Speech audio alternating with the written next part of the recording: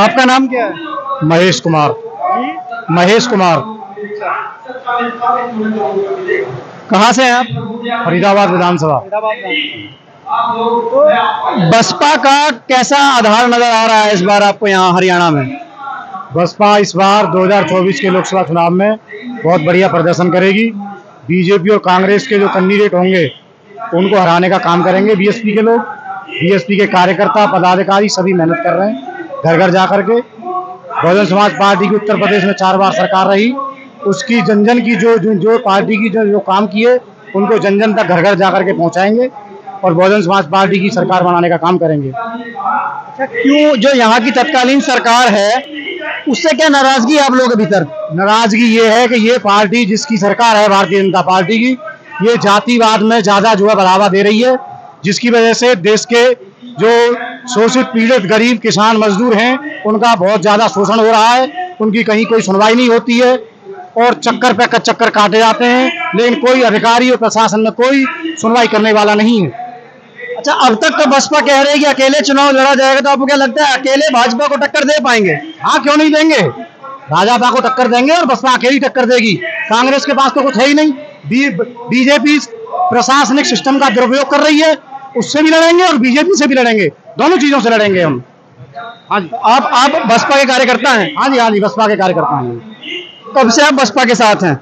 मैं भाई 1996 से बसपा के साथ हूँ। 1996 से, जब से मैंने होश संभाला तब से। अब तक तो हरियाणा में बसपा का अच्छा प्रदर्शन नहीं रहा, तो अब इस बार उम्मीद कैसे लगाई जा रही, क्या बदल गया है? इसकी कई सारी वजह हैं। भारतीय जनता पार्टी के शासन में लोग पूरी तरह से त्रस्त हैं। बेरोजगारी, ऊपर से दलितों का और मुसलमानों का शोषण हो रहा है।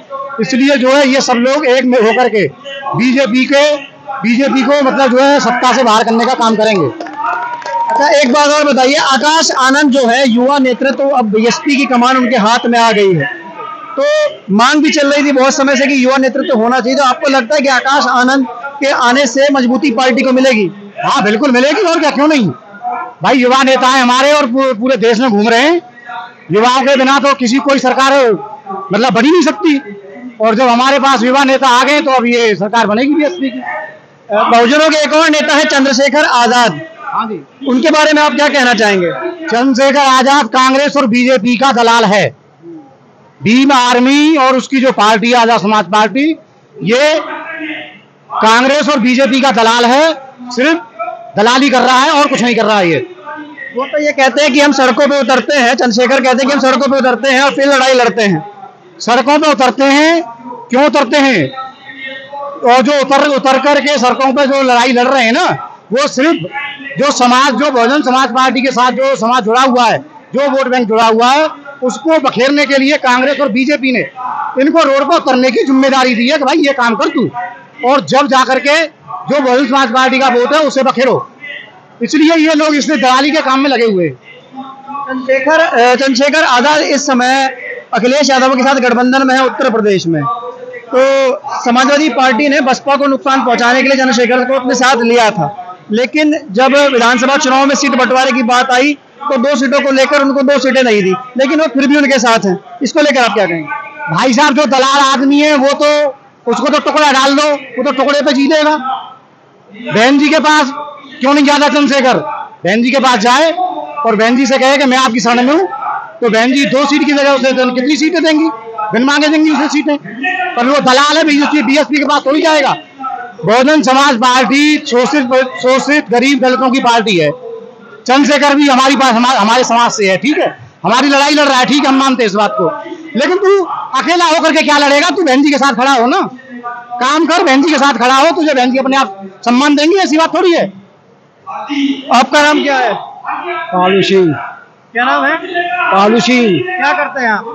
मजदूरी करते हैं। तो बसपा को वोट क्यों देना? इस बार बसपा की रैली में आए हैं, क्यों वोट देना? वोट उन्हें देना है कि ये सरकार निकम्मी है, ये सरकार निकम्मी है। बीजेपी वही, कांग्रेस वही, हम बसपा के साथ हैं। बसपा ने आप लोगों के लिए ऐसा क्या किया जो बसपा के साथ? उत्तर प्रदेश में 4 बार मुख्यमंत्री हुई थी बहन जी, सबको मान सम्मान दिया, सब कुछ दिया, ये सरकार निकम्मी है, बीजेपी और कांग्रेस। हम बसपा के साथ हैं, बसपा के साथ ही रहेंगे। कब से आप बसपा के साथ हैं? बसपा के साथ तो बहुत काफी दिन से हम, जब काशीराम झंडा लेके चले थे जी, जब से हम लगे पड़े हम। तो 2024 में क्या लगता है आपको, बसपा कैसा भविष्य रहेगा? बहन जी की सरकार बनाएंगे और झंडा फैलाएंगे। क्या नाम भाई साहब आपका? नारायण। क्या नाम है? नारायण सिंह। वो तो कहाँ से आए हैं? मोटा से। थोड़ा तेज बोलिए। मोटा से। अच्छा, तो किस पार्टी का वोट देते हैं? बीएसपी को। क्यों बीएसपी को क्यों देते हैं? हम देते हैं हमारी मर्जी, हम दिखाओ नहीं है, हम दिखाओ किसी भी नहीं है, अपनी बीएसपी को दिखाओ है, बीएसपी को दिखाओ, हम किसी को नहीं चक्कर में रहते हैं। अच्छा, जो ये क्या नाम है, आकाश आनंद आप लोगों के बीच में आए हैं, तो क्या लगता है इनके आने से क्या फर्क पड़ेगा? युवा चेहरा है, क्या पार्टी फिर से उसी जनाधार वापस जाएगी? हाँ जाएगी। आपका नाम क्या है सर? जयराम। जयराम, कहाँ से आए आप? हम मुझेसर से आए हैं, मुझेसर वार्ड नंबर 2। अच्छा, तो आज आप यहाँ पहुंचे हैं और ये बसपा का बड़ा कैडर कैंप हो रहा है, इसको लेकर क्या कहना चाहेंगे? बसपा की ताकत को लेकर क्या कहना चाहेंगे? और तमाम जो हरियाणा के मुद्दे हैं जो इस समय, उसको लेकर क्या कहना चाहेंगे? मैं यही कहना चाहूँगा कि जो भी हमारे पार्टी पदाधिकारी जो है वो उपस्थित है, वो अंतिम छोर तक जोर लगाएं, अंतिम छोर तक जोर लगाएं, बाकी बहुजन समाज पार्टी आएगी। कैसे आएगी? जब हम मिलकर के सब लोग एक साथ रहेंगे तो आएगी। बहुजन समाज पार्टी के आने से आप लोगों को क्या फायदा? आम आदमी गरीब वर्ग को क्या फायदा? आम आदमी गरीब आदमी को क्या फायदा होगा कि जो आज हाहाकार मचा हुआ है, राशन कार्ड के हर तरह की परेशानियां हैं, वो जो है कि हमारे आने से जो है कि सब सुरक्षित हो जाएगा। राशन कार्ड को लेकर आप कह रहे हैं, लेकिन मोदी सरकार तो फ्री में राशन बांटने की बात करती है। नहीं साहब, हमारा राशन खुद कटा हुआ, जो कि हमारा बीपीएल राशन कार्ड था, अभी देख लीजिए रखा हूँ यहाँ पे। अच्छा, बताइए। मतलब आप लोगों के राशन कार्ड जो है वो काट दिए गए हैं? जी, अच्छा, ये आप लोगों के राशन कार्ड है जो काट दिए गए हैं।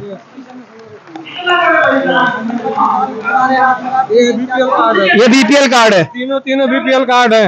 अच्छा, हाँ, ये सब कट गए हैं? हाँ। अब राशन नहीं मिलता? नहीं जी।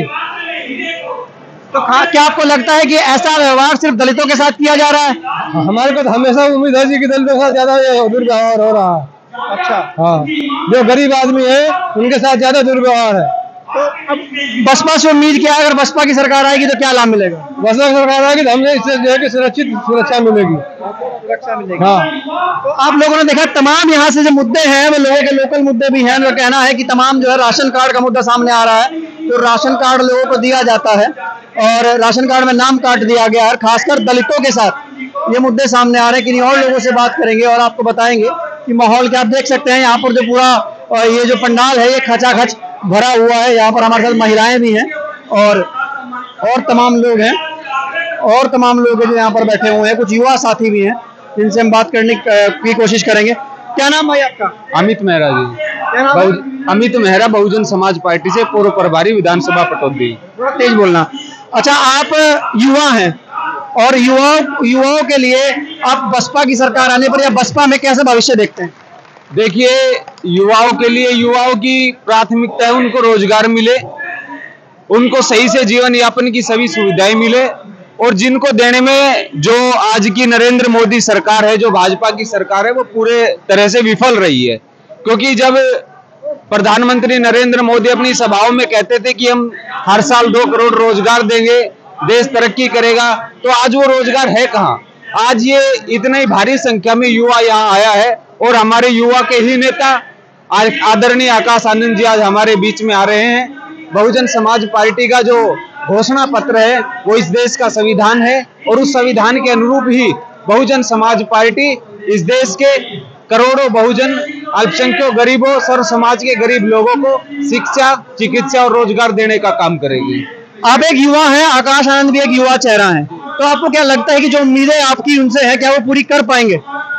जी, अगर हमारी सरकार हरियाणा के अंदर बनती है, इस देश के अंदर बहुजन समाज पार्टी के नेतृत्व में यदि बहन कुमारी मायावती जिस देश की प्रधानमंत्री बनती है, तो निश्चित ही इस देश के करोड़ों युवाओं के सपने साकार होंगे और सभी को अपने हक अधिकार मिलेंगे और उनकी रोजी रोटी का बंदोबस्त बहुजन समाज पार्टी की सरकार करेगी। आपका नाम क्या है? मेरा नाम हरीशचंद्र है, मैं बहुजन समाज पार्टी का कार्यकर्ता हूँ। आपको क्या लगता है कि हरियाणा में बहुजनों के मुद्दे क्या हैं, असल मुद्दे क्या हैं, बहुजनों के साथ यहाँ पर किस प्रकार का व्यवहार होता है और क्यों आप लोग बसपा की सरकार चाहते हैं? बसपा की सरकार हम इसलिए चाहते हैं कि बसपा की जो सरकार है वो अपने वादों पर जो है सत्तर उतरती है और अपने वादों पर कभी झूठ नहीं बोलती। जिस तरह से भाजपा और कांग्रेस की सरकार है, 15 लाख का मुद्दा हो चाहे हर साल 2 करोड़ नौकरी का मुद्दा हो, ये जो है जुमलेबाज सरकार है। तो आने वाले 2024 के चुनाव है, इसमें अगर हमारी सरकार बनती है तो हम शिक्षा के क्षेत्र में और रोजगार के क्षेत्र में बहुजन समाज पार्टी जो है वो निश्चित ही रोजगार देगी और शिक्षा के क्षेत्र में काम करेगी। एक बात और बताइए, जैसे हरियाणा में सबसे बड़ा मुद्दा जो है वो सांप्रदायिकता का मुद्दा है। अभी कुछ दिनों पहले नूह मेवात में जिस प्रकार से हिंसा हुई, तो हरियाणा की जनता उसको किस तरीके से देखती है? देखिए, भाजपा की सरकार का जो काम है वो हिंदू मुस्लिम मंदिर मस्जिद और ये जुमलेबाज सरकार ही जुमले देती है, लेकिन ये सांप्रदायिक मुद्दा है। ये भाजपा को कांग्रेस जो है सत्ता में आने के लिए इस तरह के मुद्दे जो है वो अक्सर खड़े करती है।